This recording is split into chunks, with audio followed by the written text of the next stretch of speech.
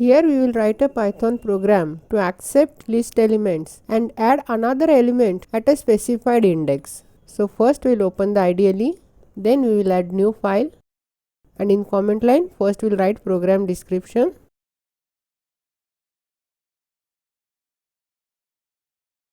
First we will define empty list, so L equal to square bracket. Then we will accept number of elements that we are going to accept from user, so n equal to int input enter elements.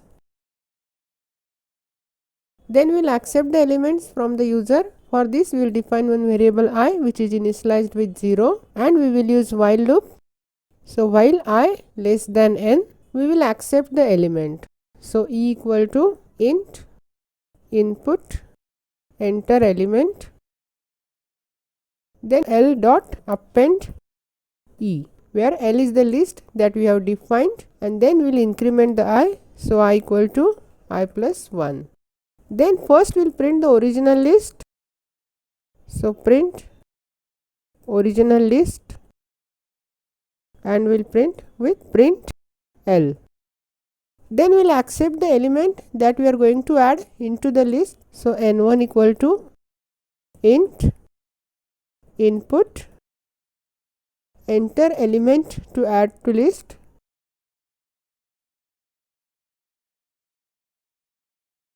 and then we will accept the index where we are going to insert this element. So I1 equal to int input enter specified index, and then we will insert the element at the specified index. For this we will use insert method from the list, so L dot insert. First we will specify index, so I1 comma n1, which is the element that we are going to insert, and then we will print the list again. After adding the element, first we will print the message, so print list after adding the element, and we will print L. Then we will save this. Here I will change the message as enter number of elements, and I will execute this.